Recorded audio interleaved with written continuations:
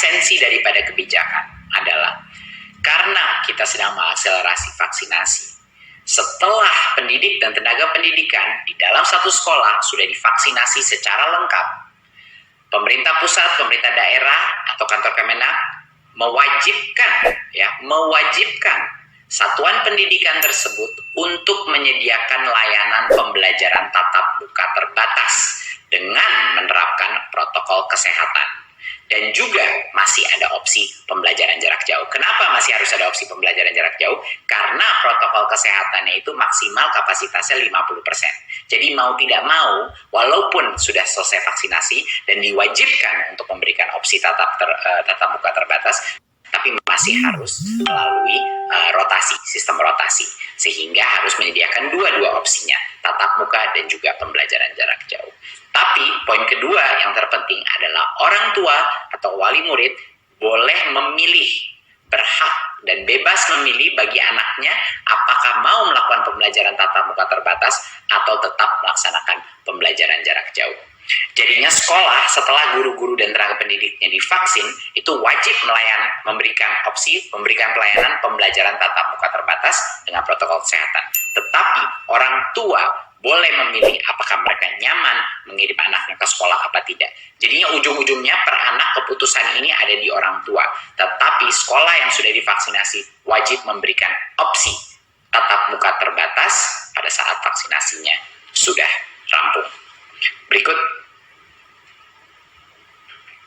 Ya, tentunya satuan pendidikan wajib memenuhi daftar periksa atau checklist sebelum memulai layanan pembelajaran tatap muka. Checklist ini sudah tersebar ke semua sekolah, sudah berbulan-bulan kita tahu sejak zona hijau dan kuning pun dibuka. Ini sama saja daftar periksanya sesuai dengan protokol dari Kemenkes. Ya, pembelajaran tatap muka terbatas ini dikombinasikan dengan pembelajaran jarak jauh, ya, karena harus rotasi. Ya, nanti saya diskusi sedikit, saya akan jelaskan sedikit mengenai apa untuk mengingat kembali apa protokol kesehatannya. Dan tentunya orang tua dapat memutuskan anaknya. Kalau mereka tidak nyaman, mereka boleh memutuskan anaknya masih mau PJJ ataupun dia kembali ke kelas. Ya. Nah, pemerintah pusat, daerah, dan Kanwil wajib melakukan pengawasan terhadap pelaksanaan pembelajaran di satuan pendidikan. Dan kalau berdasarkan hasil pengawasan terdapat kasus konfirmasi COVID-19, pemerintah pusat, daerah, Kanwil, atau kantor Kemenak, dan kepala satuan pendidikan wajib melakukan penanganan kasus dan dapat memberhentikan sementara pembelajaran tatap muka di sekolah tersebut. Ya, jadi kalau ada infeksi di sekolah tersebut bisa dengan segera ditutup ya tatap muka terbatasnya selama infeksinya masih ada atau terjadi.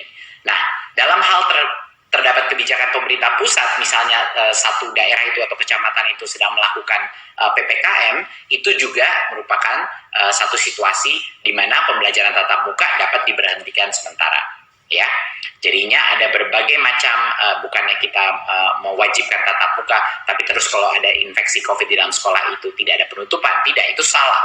Kalau ada infeksi harus segera ditutup sementara untuk sekolahnya, dan kalau daerah itu sedang melakukan PPKM atau pembatasan dalam skala mikro, itu juga diperbolehkan pembelajaran tatap mukanya diberhentikan sementara sebelumnya. Jadi ini poin yang sangat penting untuk diketahui.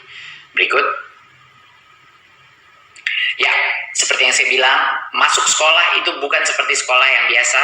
Masuk sekolah dari semua kondisi-kondisi yang terpenting adalah social distancing minimal 1,5 meter, jaga jarak antara bangku-bangku dan kursi, dan maksimal 18 peserta didik per kelas. Karena yang biasanya 36, sekarang 50%, yaitu 18. Apa ini artinya? Artinya sekolah itu kan maksimal daripada sekolah. Jadi sekolah itu boleh bebas memilih. Kalau dia mau melaksanakan tatap muka hanya 2 kali seminggu di dalam sekolahnya, itu diperbolehkan. Dia mau pecah menjadi 3 rombel. Dari 1 rombel dipecah 3, silakan. Mau dipecah menjadi 2, silakan. Kita memberikan kebebasan sekolah untuk menentukan bagaimana. Tetapi dia harus mulai. Pada saat vaksinasi sudah selesai, dia harus memulai menyediakan opsi ini. Dan dia boleh bertahap, itu terserah sekolahnya. Untuk membuat saya maunya 2 hari dulu, baru minggu depannya atau bulan depannya, memulai 3 hari seminggu melakukan tatap muka. Saya mau bagi di 2 kelas, di 2 grup, atau dibagi dengan 3 grup, itu diskresi masing-masing sekolah sesuai dengan kebutuhannya. ya, tentunya jarak minimal itu bisa dipastikan. Jadinya yang kita ingin lihat adalah sekolah sudah mulai latihan melakukan tatap muka, tapi sekolah itu maksimal hanya 50% kapasitas per kelas. Dan tentunya wajib masker, cuci tangan pakai sabun, dan menjaga jarak tentunya menjadi standar protokol kesehatan. Berikut. Protokol-protokol kesehatan lainnya seperti misalnya tidak boleh ada interaksi di kantin, belum bisa beroperasi di masa transisi. 2 bulan pertama itu tidak ada aktivitas di kantin, tidak ada olahraga dan ekstrakurikuler, ya, dan kegiatan lain selain pembelajaran tidak diperkenankan untuk masa transisi. 2 bulan pertama itu pada saat dia mulai tatap muka, ya. Tapi kegiatan pembelajaran misalnya di luar lingkungan, contoh guru kunjung itu seperti biasanya diperbolehkan, ya, tentunya dengan tetap menjaga protokol kesehatan. Jadi ini sangat penting. Masuk tatap muka terbatas ini sama sekali berbeda sama sekolah sebelum pandemi, ya. Tatap muka terbatas itu jauh lebih sedikit muridnya di satu tempat dengan pembatasan jarak yang ketat. Semua harus memakai masker dan tidak boleh ada aktivitas-aktivitas yang menciptakan kerumunan. Berikut. Ya. Peran aktif daripada kepala sekolah, yaitu kepala satuan pendidikan, dan juga pemerintah daerah, kantor, dan atau Kanwil Kemenak ini sangat dibutuhkan untuk memastikan pembelajaran bisa berjalan dengan aman. Kita ingin semua kepala satuan pendidikan, kepala-kepala sekolah kita secara konsisten memberikan edukasi penerapan prokes, protokol kesehatan di dalam lingkungannya. Dan mereka juga harus memastikan bahwa pembelajaran tatap muka ini terbatas dilaksanakan dengan memenuhi seluruh checklist tersebut. Dan menyiapkan Satgas COVID-19 di daerah masing-masing dan melakukan penanganan kasus jika ada yang terbukti kasus konfirmasi COVID-19.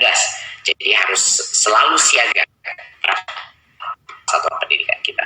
Dan tentunya pemerintah daerah, kantor, dan atau Kanwil Kemenak untuk melalui Dinas Pendidikan dan Kesehatan memastikan pemenuhan checklist tadi. Protokol kesehatan itu benar-benar dipatuhi. Melalui Dinas Perhubungan memastikan adanya akses transportasi yang aman dan bersama Satgas melakukan testing dan tracing jika ada warga satuan pendidikan yang bergejala dan ditemukan kasus konfirmasi yang positif. Dan tentunya melakukan penanganan kasus dan menutup sementara pembelajaran tatap muka di sekolah tersebut kalau ada konfirmasi COVID-19. Jadi marilah teman-teman, marilah semua instansi pemerintahan dan juga instansi pendidikan, mari bersama-sama memastikan setiap anak Indonesia mendapatkan hak belajarnya dengan aman dan selamat.